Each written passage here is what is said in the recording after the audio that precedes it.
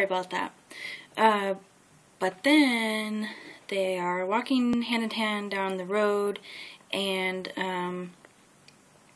Adley kind of looks at their hands linked together and notices something odd about his hand. Like, it's very dirty, but there's kind of like splotches of dark patches and then splotches of like light pale patches.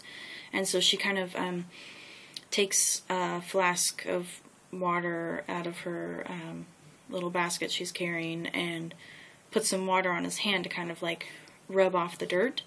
And she sees that there truly on his skin is like dark skin with like little white blotches.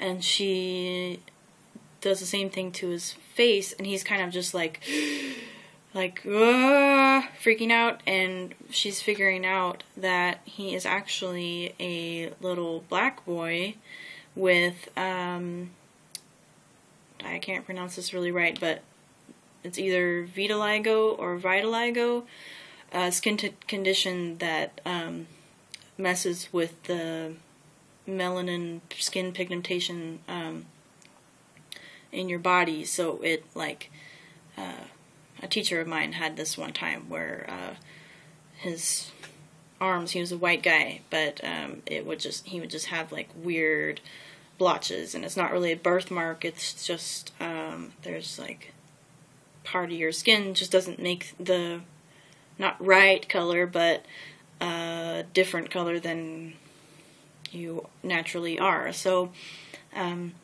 once she cleans off his entire face, which, to be fair, was really, really dirty, so she didn't really notice this right away, but now she's realizing it.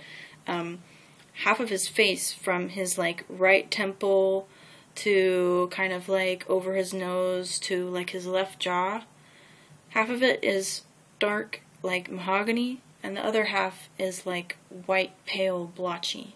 And so he's like a really cool looking little 10-year-old boy.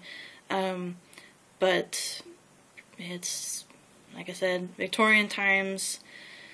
She hasn't really interacted with any African American people before, and he's different, and this is weird. And not only is he a black little kid, he's got a weird skin thing going on, and does he have a white mom and a black dad? And that's not okay. So what's going on here? And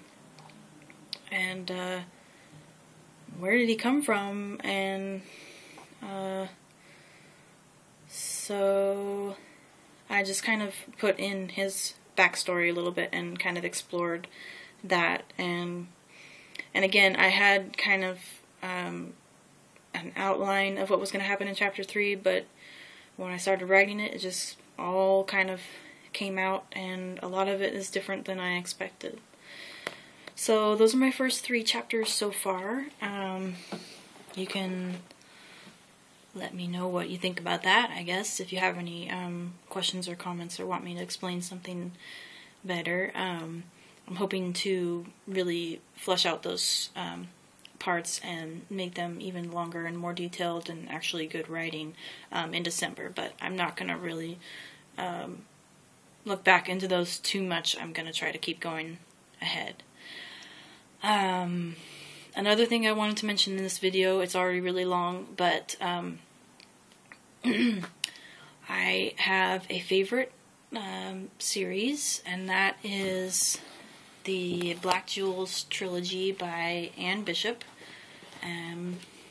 These are the books, and this is the first one, Daughter of the Blood, Heir to the Shadows, Queen of Darkness.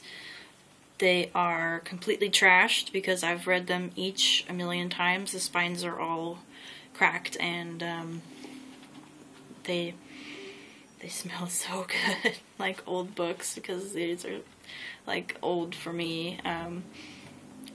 This series to me is just as precious as like Harry Potter or Lord of the Rings or something. So why I want to talk about this is because there's a character in here named Damon and he is the most beautiful, dangerous, complicated guy you can imagine, and he is super sexy and crazy, and throughout the whole series I just fell in love with him, and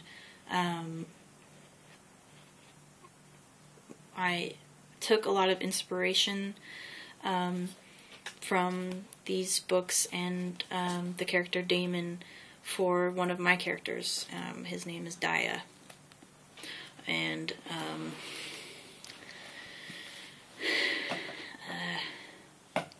what I want to say is that I really admire the way that Anne Bishop wrote Damon, and I want to have a character just as cool and interesting. But right now I'm so focused on Adley because she's a lot like me and I'm trying to develop her,